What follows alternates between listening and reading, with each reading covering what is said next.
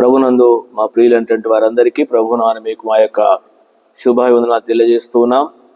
పరిశుద్ధ గ్రంథం బైబిల్ను ఆధారం చేసుకొని కార్యారంభం కంటే కార్యాంతము మేలని ఈ భాగాన్ని అనుసరించి ఈ చివరి దినాల మనం మన యొక్క పితరుల యొక్క కాలంలో జరిగిన సందర్భాలు, దేవుడు వారి పక్షముగా దేవుడు వారితో వారికి ఏం చేసినాడో, కాబట్టి వారి చివరి దినాలలో వారి స్థితి ఏ విధంగా ఉందో మనం చూస్తూ వస్తున్నాం. మన యొక్క జీవితాల్లో దీన్ని చదివినప్పుడు యుగాంతమైన మనకు బుద్ధి కలగడానికి వ్రాయబడ్డ ఇవన్నీ కూడా ఎందుకు పరిశుద్ధాత్మ దేవుడు రాసిపెట్టినటువంటి ఈ చివరి దినాల్లో మనం ఏ విధంగా జీవిస్తున్నాం, మన పితరులు ఏ విధంగా జీవించినారు, వారి యొక్క స్థితి ఏందని, వాళ్ళు చేసిన యొక్క దోషాన్ని బట్టి వాళ్ళకు ఏం సంభవించినటువంటి సందర్భాలు మనం చూస్తున్నాం. అందుకనే గమనించవలసిన విషయం ఏంటంటే, మనము పోయిన భాగంలో దానియేలు గ్రంథము 9వ అధ్యాయమును కొంతవరకు ధ్యానించినాం. ఈరోజు కూడా 20 నుండి ఈ చివరి వరకు ఉన్నటువంటి మాటలు క్లుప్తంగా అటు తలంచుదాం.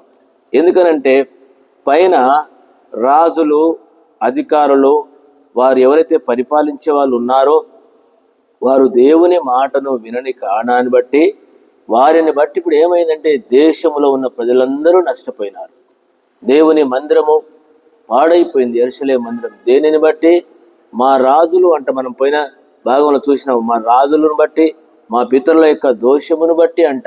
అందుకనే సంఘాలను పరిపాలించేటువంటి మనము ఏ విధంగా ఉండాలి, మనం చేసేటువంటి యొక్క దోషం, సంఘాలను నడిపించేటువంటి పెద్దవారు చేసేటువంటి యొక్క దోషాన్ని బట్టి ఏమవుతుందంటే మందిరాలకు, తిరిగి ఉన్నటువంటి ప్రజలకు జరిగే నష్టం ఇది మనం ఎరగాలి. అందుకని ఇక్కడ ఏమన్నాడు, దానియేలు గారు ఎంతో విశ్వాసంతోటి, నిష్పక్షపాతంగా, యథార్థంగా, అంత గొప్ప వ్యక్తి ఇంత తగ్గించుకొని నేల మీద కూర్చొని, అంతేకాదు గోనె పట్ట కట్టుకొని తల మీద ధూళి పోసుకొని ఇంత విజ్ఞాపన చేస్తూ ఉన్నాడు దేవునికి. ఎందుకనంటే ఏదైతే వారు కోల్పోయినారో ఈ 70 సంవత్సరాల యొక్క చెర జీవితంలో తిరిగి దేవుడు మరలా దాన్ని పురికొల్పగలడు. ఆయన ఏమైనా చేస్తాడు, ఈయన సమస్తమును బాగు చేయగలడు. వారి సొంత ప్రయత్నాలు చేయలే. సమయం అయిపోయింది కదా, మేము మా అధికారంలో ఉన్నాం కదా, మేము చేస్తామనలేదు. మనం ఈ దినాలలో ఇలాంటి అవగాహన మనకు ఉండదు. మన అధికారాన్ని బట్టి మనం ఏదో చేస్తాం, అది చేస్తాం, నేను చేయగలను, ఇది చేస్తామంటాం. అందుకనే ఈ యొక్క స్థితిలో ఉన్నాం మనం, మన అధికారాన్ని బట్టి. దేవుడు చేయాలన్నటువంటి అవగాహన లేదు. దానియేలు గారు ఇంత గొప్ప స్థానంలో ఉండి తిరిగి తానంతకు తాను వెళ్ళి చేయలేదు. తాను దేవుని యొక్క వాక్యానుసారముగా తన బాధ్యత ఏందో, ఏం చేయాలో ఆ దేవుని మహోన్నతుని దేవుని ఎదుట తగ్గించుకొని ప్రార్థన చేస్తూ, ఆ దేవుని మందిర విషయము, దేవుని ప్రజల విషయము, యెరూషలేము విషయం ప్రార్థన చేస్తే 20వ వచనము ప్రకారము అతడు ప్రార్థన చేయుచుండగా, గమనించండి, నేను ఇంకా పలుకుచు ప్రార్థన చేయొచ్చు పవిత్ర పర్వతము కొరకు నా దేవుడిని యెహోవా ఎదుట నా పాపమును నా జనము యొక్క పాపమును ఒప్పుకొనుచు నా దేవుని విజ్ఞాపన చేయుచుంటుని. నేను ఇలాగో చేయుచుండగా మొదట నేను దర్శనమందు చూసిన అతి ప్రకాశమైన గబ్రియేలును ఆ మనుషుడు సాయంత్రపు బలి అర్పించు సమయాన నాకు కనబడి ముట్టాడు. గమనించండి, తన ప్రార్థన చేస్తుంటే ప్రార్థనకు జవాబుగా దేవుడు గబ్రియేలు దూతను పంపినటువంటి వాడు 22వ వచనంలో తనకు శక్తి లేదు, కానీ దేవుడు శక్తి ఇచ్చినాడు. 23లో అంటాడు, నీవు బహుప్రియుడవు కనుక నీవు విజ్ఞాపన చేయనారంభించినప్పుడు ఈ సంగతి నీకు చెప్పుటకు వెళ్ళవల్ని ఆజ్ఞ అయింది. కావున ఈ సంగతి తెలుసుకొని నీకు కలిగిన దర్శనం వలన గ్రహించు. నీకేదైతే దర్శనం కలిగిందో దాన్ని తెలియజేస్తూ ఉన్నాడు. దేవుని బిడ్డలారా, తాను చేసినట్టు ప్రార్థన బట్టి దేవుడు దూతను పంపినాడు, గబ్రియేలును జవాబిస్తున్నాడు. అంతేకాదు, తాను జరగవలసినటువంటి విషయం, యెరూషలేము మందిరం కొరకు, యెరూషలేము క్షేమం కొరకు తాను ప్రార్థన చేస్తుంటే, తనకి ఇంకొక విషయం ఏంటంటే, గమనించండి, అంచె దినముల్లో జరిగేటువంటి విషయం 24వ వచనం, తిరుగుబాటును మానుటకును, పాపమును నివారణ చేయుటకును, దోషము నివృత్తి ప్రాయచిత్తం చేయుటకును, యుగాంతము వరకు ఉండునట్టి నీతిని బయలుపరచు. యుగాంతము అంట. యుగాంతములో ఏం జరగబోతుందో అంటే అంతవరకే కాదు, యుగాంతములో ఏం జరగబోతుందో ఆ విషయాన్ని గమనించండి. యుగాంతం వరకు ఉన్నట్టు నీతిని బయలుపరచుటకు, దర్శనం వలనను ముద్రించుటకును, అతి పరిశుద్ధ స్థలమును అభిషేకించుటకును నీవు జనమునకు పరిశుద్ధ పట్టణమునకు 70 వారములు విధించబడును. గమనించండి, తాను ప్రార్థన చేసినటువంటి ప్రార్థనకు అంత్య దినములలో ఏం జరగబోతుందో, ఇది ఒకటి. చాలా విషయాలు ఉన్నాయి, నేను ఇప్పుడు ఈ విషయాలని వివరంగా చెప్పలేము.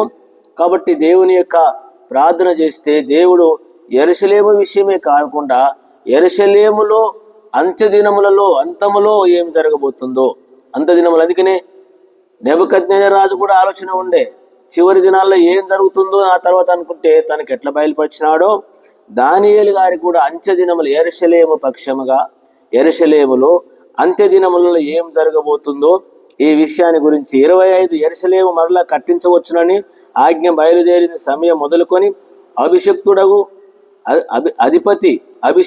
అధిపతి వచ్చు వరకు 7 వారములు పట్టునని స్పష్టంగా గ్రహించుము. 62 వారములు తొందరగల సమయంలో ఎందు పట్టణము రాచవీధులు కందకములు మరలా కట్టబడును. అంటే దేవుని మందిరం యెరూషలేము యొక్క కట్టుబడి. అందుకని ఈ దినాలను చూపిస్తా ఉన్నది.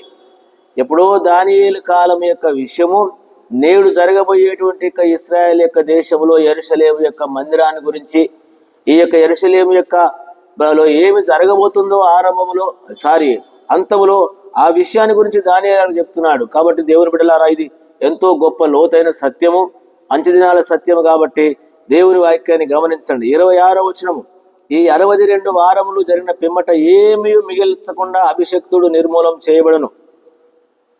వచ్చునట్టి రాజు యొక్క ప్రజలను పవిత్ర పట్టణమును పరిశుద్ధ ఆలయమును నశింపజేయుదురు.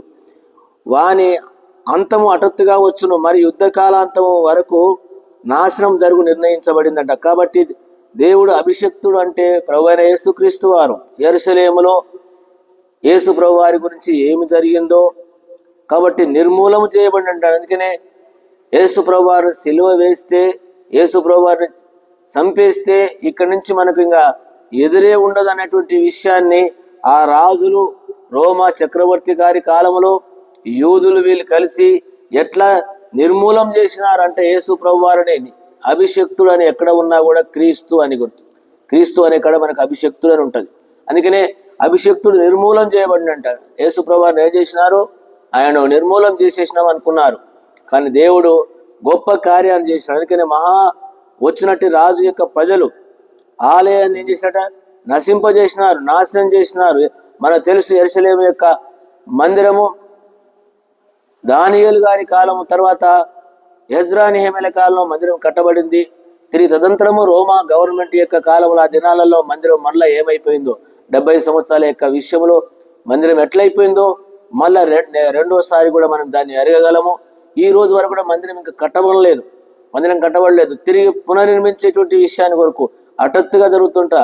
కాబట్టి యుద్ధ కాలాంతం వరకు నేను ఈ విషయాన్ని గురించి వివరంగా చెప్పలేము, కానీ కొన్ని 27వ వచనంలో 1 వారం అనేకులకు నిబంధన స్థిరపరచును, అర్ధవారము బలి నైవేద్యం నిలిపివేయును, హేయమైనది నిలుచు వరకు నాశనం చేయవాడు నాశనం చేయవానికి రావాలని నిర్ణయించిన నాశనం ముగించే వరకు. ఇలాగూ నేను చెప్పే తలంపు ఏంటంటే, బాగా అనుసరించి యెరూషలేము కట్టబడేటువంటి విషయాలలోనూ తిరిగి యెరూషలేము యొక్క పతనాన్ని గురించి, దాని మీద ఎలాంటి హేయమైనటువంటి కార్యాలు జరుగుతాయి, యుద్ధ కాలాంతంలో వాడు హఠాత్తుగా వస్తాడు. గమనించి 27 మధ్యలో హేయమైనది నిలుచు వరకు బలి నైవేద్యమును నిలిపివేయును, హేయమైనది నిలుచు వరకు నాశనం చేయవాడట. హేయమైనది నిలుచున్న వరకు. ఈ భాగాన్ని అనుసరించి నూతన నిబంధనలో నేను కొన్ని విషయాలను నేను మీకు గుర్తు చేస్తాను, తర్వాత మీరు చదువుకోండి, గ్రహించండి. 24 మత్తయి సువార్త 24వ అధ్యాయంలో ఈ విధంగా 24 నుండి ఈ విధంగా రాయబడి ఉంది. కాబట్టి 24లో రాయబడినటువంటి విషయం గమనించండి. 14వ వచనం కూడా, దీనికి చాలా సందర్భాలు ఉన్నాయి కానీ ఇప్పుడు ఇవన్నీ వివరించలేకపోతున్నాం. కాబట్టి మత్తయి సువార్త 24:14 నుంచి, మరియు ఈ రాజ్య సువార్త సకల జనులకు సాక్షార్థమై లోకమంతా ప్రకటించబడును, అటు తర్వాత అంతము వచ్చును. అక్కడ కూడా అంతమని రాయబడి ఉంటుంది. 15వ వచనం, కాబట్టి ప్రవక్త అయిన దానియేలు ద్వారా చెప్పబడిన నాశనకరమైన హేయ వస్తువు పరిశుద్ధ స్థలమును నిలుచుట మీరు చూడగానే చదువువాడు గ్రహించునుగాక. ఎక్కడ సంగతి ఇది? దానియేలు గారు. కాబట్టి ప్రవక్త అయిన దానియేలు ద్వారా చెప్పబడిన నాశనకరమైన హేయ వస్తువు. మనం ఎక్కడైనా దానియేలు గ్రంథము 9వ అధ్యాయంలో మనం చదివినట్టు భాగం నేను చదివి వినిపించాను మీకు ఇంతకుముందు. 27వ వచనంలో అంటాడు, నిలువరాని స్థలమందు నిలుచు వరకు అంట. ఇక్కడ కూడా దాని గురించి ప్రభు చెప్తున్నటువంటి సందర్భం. ఏ వస్తువు నిలుచు చూడగానే చదువువాడు గ్రహించునుగాక. యూదయాలో ఉండువాడు కొండలకు పారిపోవాలి, మిద్దె మీద ఉండువారు తన ఇంటిలోనికి ఏదైనా తీసుకొని పోకూడదు, దిగకూడదు. ఇవి రాబోతున్నటువంటి విషయం. యెరూషలేములో యూదయా దేశములో దేవుని మందిరములో ఇప్పుడున్నటువంటి యెరూషలేములో కాల అంతములో జరగబోయే మందికినే మందిరం కట్టబడుతుంది. దాని మీద అంత్యక్రీస్తు వస్తాడు, వాడు నేనే క్రీస్తు అని చెప్పుకుంటాడు. ఏమైనటువంటి స్థలము నిలుస్తుంది. అప్పటిదాకా యూదులు గ్రహించరు, వారిని ఏకీభవిస్తారు. తిరిగి ఎప్పుడైతే ఈ విషయం జరుగుతుందో వాళ్ళు గ్రహించాలని యేసు ప్రభు చెప్తూ వచ్చినాడు. అందుకని దానియేలు గ్రంథము 9వ అధ్యాయానికి 27 ఈ వచనాలకి, మత్తయి సువార్త 24:15 నుంచి రాయబడిన వచనాలకు సంబంధం ఉంది. ఇది వారి గురించినటువంటి విషయం. మన గురించినటువంటి విషయం ఏంటంటే, మన గురించి వాళ్ళ గురించి ఈ విషయం వాళ్ళకు జరగబోతుంది, జరుగుతుంది, రేపు జరగబోయేటువంటి విషయం. నీ గురించి నా గురించి ఏంటి అంటే గమనించండి. నీ గురించి నా గురించి కూడా ఇందులో రాయబడి, అన్నజనుల గురించి కూడా ఇక్కడ రాయబడి ఉంది. అన్నజనుల గురించి రాయబడి ఉంది. వారికేమో శ్రమలు వస్తాయి. 19వ వచనంలో అంటాడు, అయ్యో ఆ దినములో గర్భిణీ స్త్రీలకు పాలిచ్చు వారికి శ్రమ అంట. అప్పుడు మహాశ్రమ కాలం కలుగుతుంది.